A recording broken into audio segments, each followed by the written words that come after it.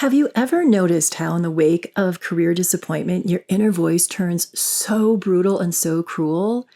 Maybe you got laid off, or a big project didn't pan out, or someone else landed the role that you were hoping for. And then instead of processing the loss with compassion and grace, your brain goes on the attack. It might say things like, I'm not good enough, or I'm a failure, or I'll never recover from this. I should have seen this coming. It's my fault. Those were a lot of the voices that I heard when I got fired from my job.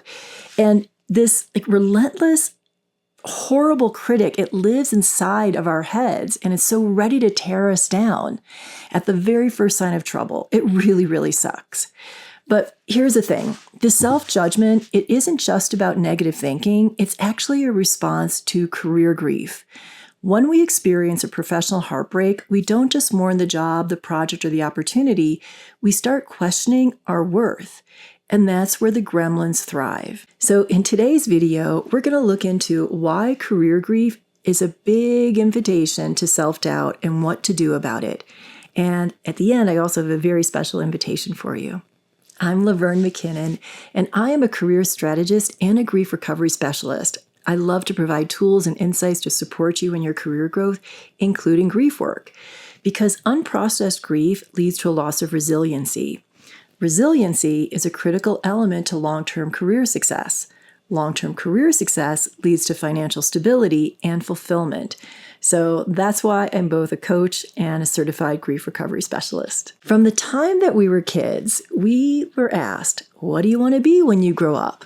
Not who do you want to be, but what? So this question isn't about our values or our relationships or the kind of life that we hope to build. It's about our job. And that messaging doesn't actually stop in childhood. As an adult, one of the first things we hear from people when we meet someone new is, what do you do? Because our jobs have become a shorthand for who we are, a way to signal status, competence, and belonging.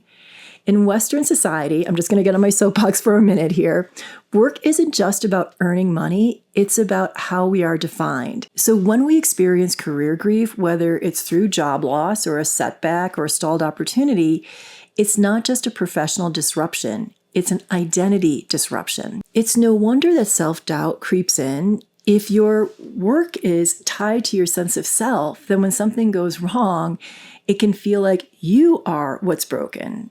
So it's not just that you lost your job, it's that maybe you weren't good enough to keep it. It's not that just that your project didn't move forward. It might be that maybe you don't have what it takes to make it happen. Here's what I've learned in working with my clients. The story that our gremlins tell us is rarely, if ever, the full truth. In fact, it's just a story. It's not even the truth. So let's delve into the concept of gremlins. Those are those nagging voices of negative self-talk. I like to call them gremlins because it's more fun than saying negative self-talk. And explore how they influence our emotions, especially during times of setbacks. So in the context of our inner dialogue, gremlins refer to the critical, often super harsh thoughts that undermine our self-esteem and confidence. So this negative self-talk manifests as an internal dialogue that is pessimistic and self-defeating. So I'm not actually making this up. There's a lot of research around this. There's something that came up from Psychology Today that indicates or shows that the average person has something between 12 to 60,000 thoughts, 12,000 to 60,000 thoughts per day. And 80% of those thoughts are gremlin thoughts. So a lot of us are battling these gremlins more often than what we realize. Our thoughts have a really profound impact on our emotions. Thoughts trigger emotions. For instance, worrying about an upcoming job interview, it might create an opportunity for a gremlin to say, why am I even trying this job? Why am I even going for it? I'm not any good. And so when the gremlins flood our minds with negative thoughts, like I'm a failure, I can't do anything right, these, of course, elicit feelings of sadness, anxiety, hopelessness, powerlessness. Thought leads to feeling. So this is why career grief can hit so hard. It's not just what happened, but the way that our thoughts shape how we feel about it. When career heartbreak hits, I encourage my clients to step back and look at the facts as a way to get around the gremlin voices. So ask yourself, I've got 4 questions here. What actually happened? So strip away all of the emotion for a moment and just get really clear on what are the actual events. Next, ask yourself, what was in my control?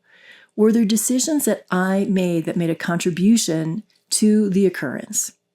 And then where do I need to take responsibility? This is different from blame. Responsibility is about learning, not punishing yourself. And then finally, what was not in my control? And this is where most of my clients realize that they weren't 100% responsible. In my experience, it's never all them or all you. There's shared responsibility whenever something goes south. So maybe leadership changed direction. Maybe the company was struggling. Maybe the opportunity wasn't the right fit after all.